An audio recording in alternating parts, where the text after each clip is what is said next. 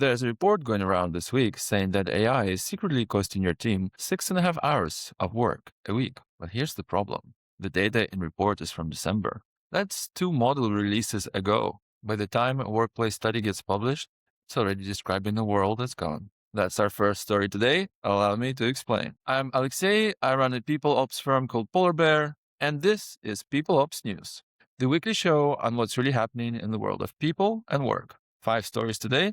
Let's go! So this week, a company called Glean put out a big report. They surveyed 6,000 knowledge workers across the US, UK, and Australia. And it's a good finding. People say AI saves them more than 11 hours of work a week, which is more than a quarter of a work week. But there is a catch. They're also spending around 6.5 hours on what the report called botsitting, giving the AI context, checking it work, fixing its mistakes, cleaning up after it. Additionally, 3 out of 4 workers say AI makes them more productive, but only 13% say it's actually improved their company's performance. Interesting. Now, here's my take. The survey data was collected in December 2025 and January 2026, and in the world of AI, that's ancient history. In February, Opus 4.6 came out and genuinely reset what these tools can do.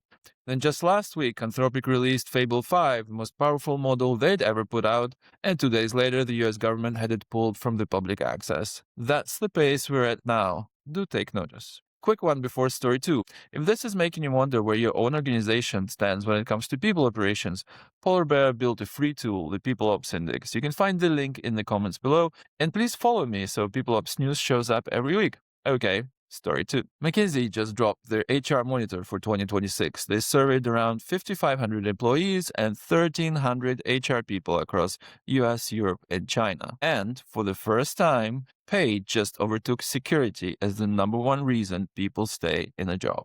Then, in the very same survey, 57% of workers said they hadn't had a raise in the past year. But that's not all. 1 in 5 employees said they had no career or feedback conversations at all in the last year. Now, you might not control the comp budget, fine, but a real career conversation or a feedback session only costs your time. And these are some of the most underused retention tools there are. Help your people grow and develop, and they'll stay. Story 3. Ever applied to a job that was actually never been filled? I have. New York just passed a bill to make that illegal. It's cleared both chambers of the legislature this month and is sitting on the governor's desk right now. Here's how it works. Employers with 100 or more people and the job boards themselves would have to say whether and when they actually intend to fill a posting. And the penalty? $2,500 per fake listening, doubling every 30 days it stays up.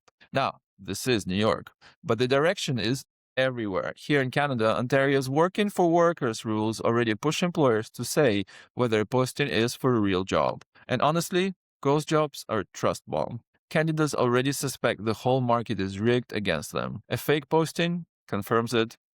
And at the end of the day, it's not good for your employer brand. You don't need a law to fix this. Post real roles, kill the stale ones. Be honest about timing. Story 4, and it's a little gloomy. In 2026 survey of 3,000 American managers by Beautiful.ai, the share who said replacing their own employees with the AI would be a good thing, and that they hope it happens more, jumped from 23% to 35% in a single year. And in a separate study, this one from background check company called Checker, managers' employees are basically seeing 2 different workplaces. Most managers now feel AI has become an unspoken performance requirement. Most employees don't feel that at all. But there's a flip side. Gallup found employees are far less likely to see AI as a good thing when their own manager actively supports them through it. The manager is the whole difference. So if you leave your managers to quietly form their own private theory of AI, some of them are going to land on, my team is replaceable. And that affects who they coach, who they invest in, and maybe even whether people feel safe at work. You need to give managers an explicit line. AI is here to back your team up. Here's what it's for, and here's what we still need and prefer humans for. Last story for today. Cheapest retention tool in 2026 isn't a raise and it isn't a perk. It's a career path. The data on internal mobility is hard to argue with. People at companies with strong internal movement stay nearly twice as long, and they're about 3 times more likely to be engaged. And recognition backs it up. One big study found that whether someone got recognized predicted if they'd stay or leave 91% of the time. more accurately than their salary did. So put that next to story 2. People want pay and they're starved of growth and feedback. Internal moves, real career conversations, recognition that actually means something, regular feedback.